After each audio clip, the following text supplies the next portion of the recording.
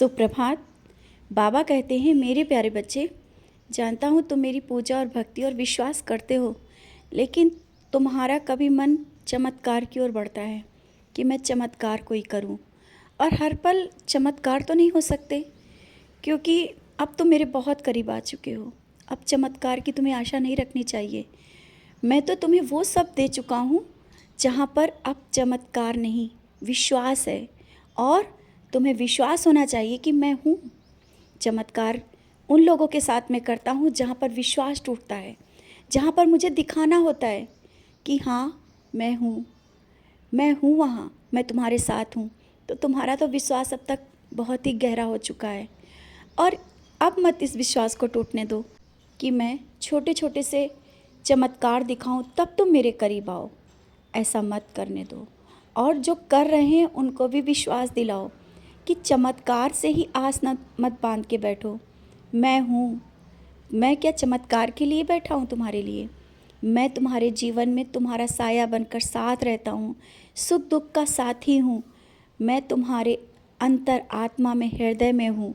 हाँ, जहाँ पर विश्वास टूटने लगता है ना, तो मैं चमत्कार दिखाता हूँ। मैं कहता हूँ, मैं लोगों को बताना चाहता हूँ। और जब लोग तुम्हारे मजाक जब करते हैं ना, जब तुम्हारी कभी हंसी उड़ाएंगे कि कहाँ है बाबा, उस पल मैं आकर के खड़ा होऊंगा चमत्कार के माध्यम से। और मैं होता भी हूँ तुम्हारे साथ। जब कई बार तुम्हारा लोगों ने मजाक बनाया, तुम्हारे विश्वास को तोड़ा, मैंने आकर के उसी समय ऐसे चमत्कार किए हैं कि शायद वो भी नज़रें अपनी झुकाकर तुम्हारे सामने खड़े होते हैं। हाँ, ऐसा हुआ है, याद करो। जीवन में बहुत ऐसे पल आएंगे जहाँ पर मैं तुम्हें तुम्हारे बहुत ही करीब महसूस होगा कि मैं हूँ। और जो पारिवारिक छोटी छोटी बातें जो चलती रहती हैं ना, उन बातों को लेकर इतना परेशान क्यों हो? तुम्हें इतना परेशान होने की ज़रूरत नहीं है। मैं साया बनकर कहता हूँ ना, साथ हूँ। तो जो ये साया है ना, ऐसा ही नहीं तुम्हारे साथ है। उन छोटी छोटी परेशानियों को पल में दूर करने के लिए बैठा।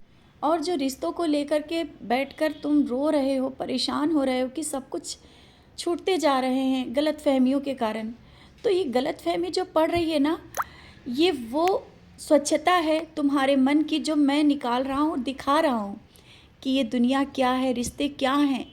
जब वो सब साफ हो जाएगा ना, जो तुम्हारे काबिल होंगे, जो तुम्हारे करीब आएंगे। इस तरह से सब जगह बैठ कर के लोगों के बीच में बैठना, वो झूठे और जो तुम्हारे अपने नहीं हैं, अपने समय को क्यों व्यर्थ करते हो?